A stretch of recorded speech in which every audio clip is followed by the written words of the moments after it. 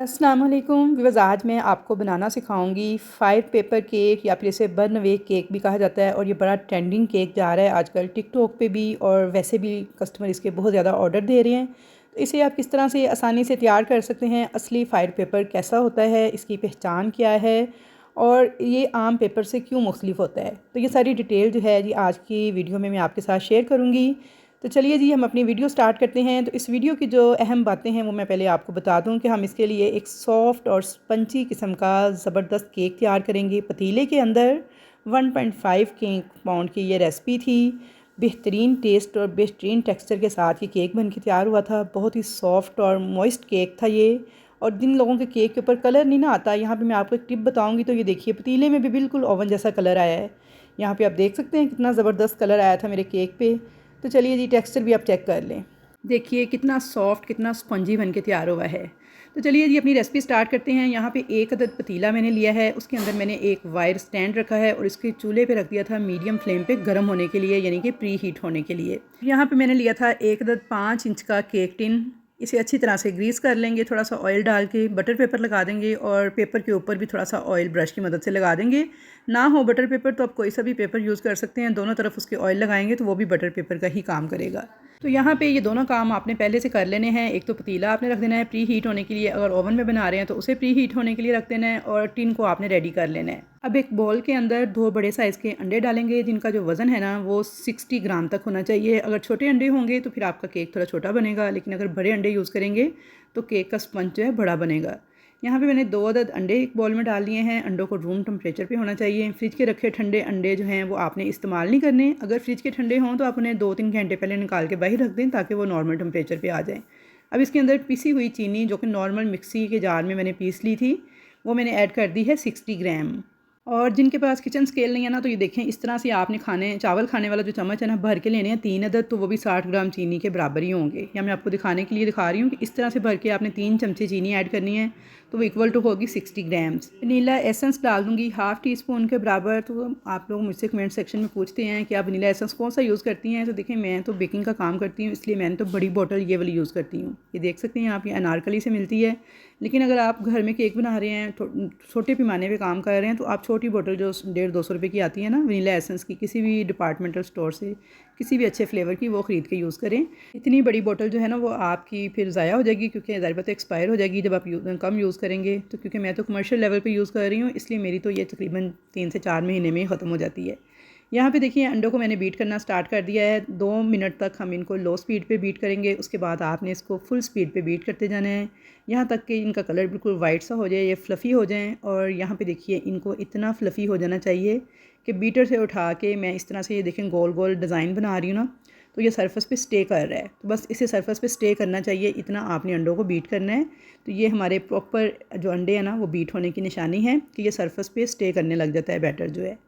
मैं इसके अंदर कुकिंग ऑयल डालूंगी, जो कि मैंने लिया है 20 ग्राम, और तकरीबन ये वाले 3 चम्मच हैं। तो ये चावल खाने वाला चमचा है, जो कि टेबल स्पून जिसे कहते हैं।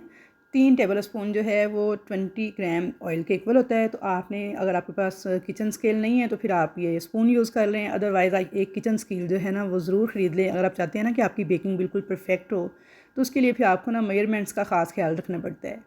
तो मैं ये उन बहनों के लिए जिनके पास किचन स्केल वगैरह नहीं है, वो नॉर्मल घर पे केक बनाना चाह रही हैं, तो उनके लिए मैं साथ साथ टेबल स्पून के हिसाब से भी बताती जा रही हूँ। बिल्कुल लो स्पीड पे हम 1 से 2 सेकंड तक बीटर को चला के इस ऑयल को मिक्स कर लेंगे अंडों के साथ। तो बस यहाँ पे बीटर का काम ख़त्म, इसे हम हटा लेंगे। और अब इसके ऊपर हम रखेंगे 1 अदद छलनी, उसमें डालेंगे मैदा, जो कि मैंने लिया है 70 ग्राम। और अगर टेबल स्पून के हिसाब से देखें तो जिस तरह चीनी भर के ली थी ना, इसी तरह आपने मैदा भी भर के लेना है टेबल स्पून के हिसाब से। तो 4 टेबल स्पून के बराबर ये मैदा है। इसके अंदर बेकिंग पाउडर डाल देंगे half tea spoon. Baking soda नहीं, बेकिंग पाउडर आपने यूज़ करना है। स्टेज पर अच्छी तरह से बेकिंग पाउडर को मैदे के साथ मिक्स करेंगे और छानते हुए आपने ऐड कर देना है इस केक वाले मिक्सचर के अंदर। तो यहाँ पे देखिए जी सारा मैदा मैंने ऐड कर दिया था, क्योंकि 1 पाउंड केक का थोड़ा सा मैदा था, इसलिए मैंने सारा एक साथ ही ऐड किया है। अगर केक की रेसिपी ज़्यादा हो या बड़ा केक हो, आप 4 अंडों से बना रहे हैं, 8 से बना रहे हैं, 10 से, तो फिर आपने थोड़ा थोड़ा करके मैदे को 3 से 4 पोर्शंस में ऐड करना है, एक ही दफ़ा ऐड नहीं करना। अब यहाँ पे 2 से 3 टेबल स्पून मैंने दूध लिया है, उसे भी इस तरीके से डाल देंगे इस मैदे के साथ और इसे मिक्स कर लेंगे कट एंड फोल्ड मेथड को यूज़ करते हुए। बिल्कुल हल्के हाथों के साथ आपने मिक्सिंग करनी है। डायरेक्शन एक ही डायरेक्शन में आपने स्पैचुला को चलाना है, ऐसे नहीं कि कभी आप दाएं तरफ कभी बाएं तरफ घुमाते जाएं, तो फिर उल्टा सीधा भी नहीं चलाना और तेज़ तेज़ फेंटे भी नहीं लगाने, जैसा कि मैं आपको बहुत सारी वीडियोस में बता चुकी हूँ। इसकी मिक्सिंग आपने बिल्कुल हल्के हाथों के साथ करनी है कि हमने अंडों का ये जो फॉर्म बनाया है ये टूटने ना पाए, वरना आपका केक जो है ना फिर बैठ जाएगा, रबड़ की तरह अंदर से सख्त सा बनेगा और फूलेगा नहीं। तो ये छोटी छोटी टिप्स हैं जिन्हें आपने ज़रूर से फॉलो करना है, तो इंशाल्लाह ताला बेहतरीन आपका केक स्पंज बन के तैयार होगा। तो यहाँ पे देखिए बिल्कुल हल्के हाथों के साथ एक ही डायरेक्शन में चलाते हुए मैंने सारा बैटर मिक्स कर लिया था। बैटर मिक्स हो जाए तो बस आपने छोड़ देना है, ओवर मिक्सिंग भी नहीं करनी, उससे भी केक जो है वो हमारा डेंस बनता है। अच्छा, यहाँ पे देख लें, आप इसका टेक्सचर चेक कर लें, कंसिस्टेंसी चेक कर लें, बिल्कुल रिबन टाइप कंसिस्टेंसी है इस बैटर की और ऐसी ही होनी चाहिए। अब इसे डाल देंगे केक टिन के अंदर, थोड़ा सा इसे टैप करेंगे और इधर हम चलते हैं अपनी देगची की तरफ, जो कि मैंने प्री हीट होने के लिए चूल्हे पे रखी हुई थी। तो देगची बड़ी अच्छी तरह से प्री हीट हो चुकी है। अब इसके ऊपर स्टैंड के ऊपर आपने इस तरह से रख देना है इस केक को टिन को। नीचे फ्लेम बिल्कुल आपने लो कर देना है, जैसे चावलों को दम लगाते हैं ना, तो बस उससे थोड़ा सा तेज़ फ्लेम होगा। ऊपर कोई भारी चीज़ रख के इसको एयर टाइट कर दीजिएगा और 35 से 40 मिनट के बाद आपने ढक्कन खोलना है। उससे पहले आपने पतीला हरगिज़ नहीं खोलना, वरना केक जो है ना आपका ठीक तरह से बेक नहीं होगा और ना ही उस पर कलर आएगा। तो यहाँ पे तकरीबन 40 मिनट हो गए थे केक को बेक होते हुए, तो चेक कर लेते हैं। तो देखिए माशाल्लाह कितना ज़बरदस्त कलर आया है हमारे केक स्पंज पे, और फूल के देखिए कितना शानदार केक स्पंज तैयार हुआ है। एक टूथपिक लेंगे, इसके अंदर इस तरह से इंसर्ट कीजिएगा। अगर इसके साथ कोई चीज़ चिपकी हुई ना हो तो इसका मतलब है हमारा केक अंदर तक बेक हो चुका है, बिल्कुल भी अंदर से कच्चा नहीं है, क्योंकि इसके साथ कोई भी चीज़ चिपकी हुई नहीं है, ये बिल्कुल क्लियर है। अगर इसके साथ कोई चीज़ चिपकी हुई महसूस हो तो आपने फ़ौरन से देगची को बंद कर देना है दोबारा से और 5 से 10 मिनट मज़ीद बेक कर लेना है। तो चलिए जी, केक स्पंज हमारा रेडी हो गया है। इसे हम काउंटर पे रख देंगे कुछ देर के लिए, ताकि ये रूम टेम्परेचर पे आ जाए, यानी ठंडा हो जाए।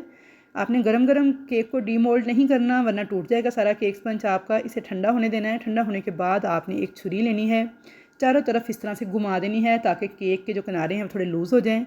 उसके बाद आपने उल्टा करके पीछे से इसे हल्का सा टैप करना है। तो ये देखिए माशाल्लाह कितना ज़बरदस्त हमारा केक स्पंज बन के तैयार हुआ है, कितना सॉफ्ट है और कितना मॉइस्ट है। ये देखिए माशाल्लाह बहुत ही ज़बरदस्त कलर आया है इसके ऊपर। और यहाँ पे मैं आपको अब इसकी कटिंग करके दिखा देती हूँ, आप इसका अंदर से भी टेक्सचर चेक करें।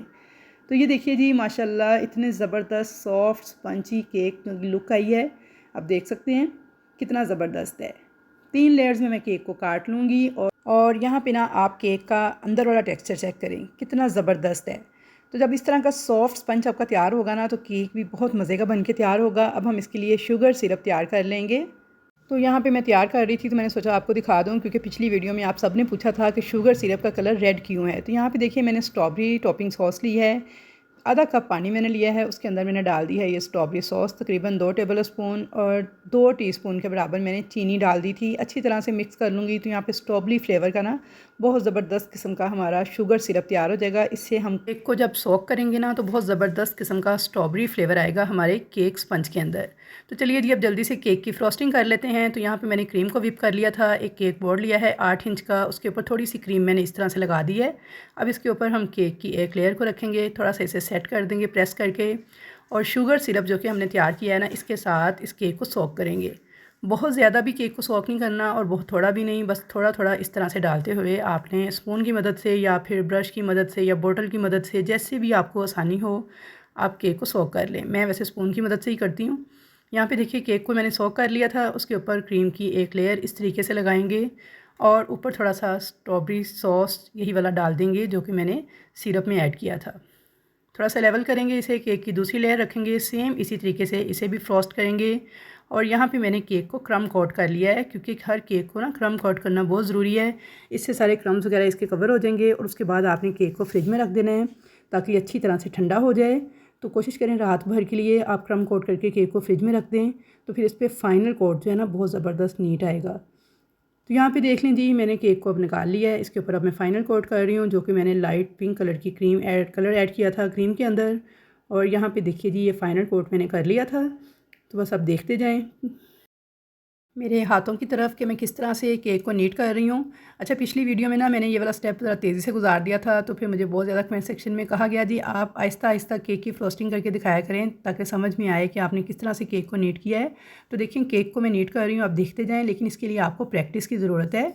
एक ही बार में ये सारा काम आपको नहीं आएगा, आप आहिस्ता आहिस्ता प्रैक्टिस करते रहें तो फिर इंशाल्लाह ताला एक वक्त आएगा कि आपके हाथ में भी सफाई आ जाएगी और आप भी केक को इसी तरह से, सिर्फ मुझे 5 मिनट लगते हैं और मैं केक को नीट कर लेती हूँ। तो यहाँ पे देखिए केक को मैंने किनारों से बिल्कुल नीट कर लिया था, ऊपर से भी मैंने इसे स्मूथ कर लिया है। अब इस केक बोर्ड को मैं साफ़ कर लूँगी, जितनी भी एक्स्ट्रा क्रीम वगैरह है वो सारी आपने साफ़ करके केक बोर्ड को नीट कर लेना है। और ऊपर यहाँ पे मैंने पिक्चर जो है ना, इसे मैंने केक टिन रख के गोल कटिंग कर ली थी, वो मैंने इसके ऊपर इस तरह से पेस्ट कर दी है। बस हल्का सा मैंने उसे किया है प्रेस, तो देखें जो पिक्चर थी वो केक की क्रीम के साथ चिपक गई है। अब यहाँ पे मैंने एक छोटे वाली नोज़ल ली है, उसे डाला है पाइपिंग बैग में, साथ मैंने क्रीम के साथ ना थोड़ा सा रेड कलर किनारे पे डाला है। तो देखिए रेड शेड आना शुरू हो गया है हमारी क्रीम के अंदर। ये मैं आपको दिखा रही हूँ कि ये रेड कलर कैसे आ रहा है, कि मैंने थोड़ा सा रेड कलर जो था ना वही पाइपिंग बैग में ऐड कर दिया था एक साइड पर।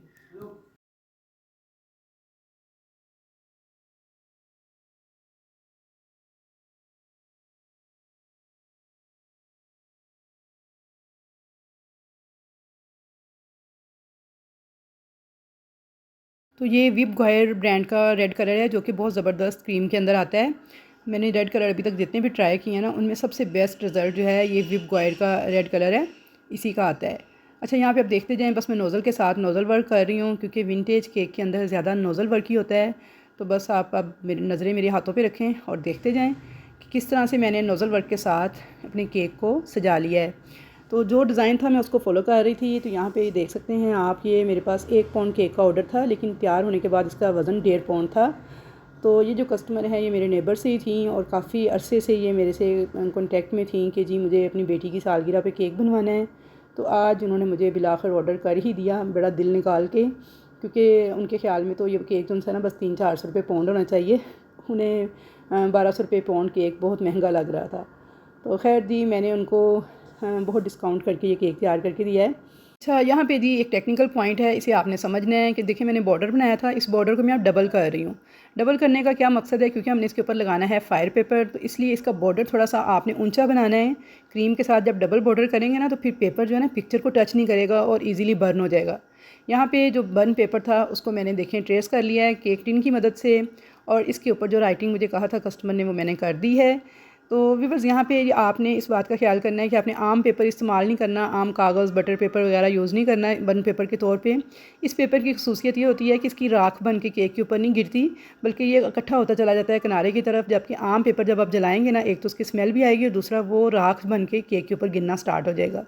तो इसलिए इसे बर्न अवे पेपर ही कहते हैं। दराज पे भी ये अवेलेबल हैं और मैंने वैसे बेक अवे से ऑर्डर करके मंगवाए थे। यहाँ पे देखिए मैंने इसे इस तरह से क्रीम के ऊपर हल्का हल्का प्रेस किया है साइड से और सेट कर दिया है, और ये तस्वीर से थोड़े से फासले पे है, कम से कम आधे से ज़्यादा इंच का फासला है इसका। अब इसी पेपर के ऊपर मैं एक बॉर्डर और ड्रॉ कर दूँगी इस तरीके से कि इसका किनारा बिल्कुल छुप जाए। और यहाँ पे ना हमारी लाइट इतना तंग कर रही थी, बस कुछ ना पूछें। तो ये जो डिफरेंट शेड आपको बार बार कभी लाइट कभी डार्क नज़र आते हैं ना, वो लाइट की वजह से हो रहा है। कभी लाइट ऑन हो रही है, कभी ऑफ़ हो रही है। लेकिन क्योंकि ऑर्डर का केक था, मुझे डिलीवर करना था टाइम पे, तो इसलिए बस मैं वीडियो भी शूट करती जा रही थी, केक भी बनाती जा रही थी। और अब यहाँ पे देखते जाएं बस मैं कैसे इस केक की डिज़ाइनिंग कर रही हूँ। जो बेसिक मकसद था इस वीडियो का वो ये था कि मैंने आपको बर्न अवे पेपर दिखाना था कि कैसे आपने केक के ऊपर एडजस्ट करना है और ये होता क्या है। तो अब यहाँ पे देखें जी, इस तरह से आपने ये रिबन की जो मैंने बो काट के रखी हुई थी बना के, सॉरी, वो मैं इसके ऊपर इस तरह से हल्का हल्का क्रीम के साथ अटैच कर दूँगी। थोड़े से पर्ल्स थे, थोड़े से हार्ट वाइट कलर के, ये हार्ट शेप के थे मेरे पास, बीड्स वगैरह ये मैं लगा दूँगी, ये सारे एडिबल हैं। और यहाँ पे जी हमारे केक की ये थी फ़ाइनल लुक। तो अल्हम्दुलिल्लाह बहुत ही ज़्यादा ज़बरदस्त बन के तैयार हुआ था। कस्टमर को भी इसका फ्लेवर बहुत अच्छा लगा था, और इस केक को खाने के बाद उन्होंने मुझे मैसेज ये किया था कि अगर मैं बेकिंग सीखना चाहूँ तो आप मुझे सिखा देंगी। तो देखें, ये जो वीडियोज़ मैं बना रही हूँ, यूट्यूब पे जो अपलोड कर रही हूँ, सारे सीक्रेट सारी टिप्स हर चीज़ मैं आपके साथ शेयर करती हूँ। तो ये यूट्यूब पे आपको बेकिंग की क्लासेस ही तो दे रही हूँ। अगर आप गौर से इनको देखेंगे ना, तो मैं कोई चीज़ भी आपसे नहीं छुपाती, हर चीज़ मैं आपके साथ शेयर कर रही हूँ। तो इंशाल्लाह ताला उम्मीद है कि आपको वीडियो पसंद आएगी। वीडियो अगर पसंद आए तो इसे लाइक और शेयर कीजिएगा। चैनल पर नए हैं तो सब्सक्राइब कर दीजिएगा, और कमेंट सेक्शन के अंदर मुझे ज़रूर बताइएगा कि आपको ये वीडियो कैसी लगी। तो इंशाल्लाह ताला मुलाकात होगी आपके साथ एक अच्छी और नई रेसिपी के साथ। तब तक के लिए अल्लाह हाफ़िज़।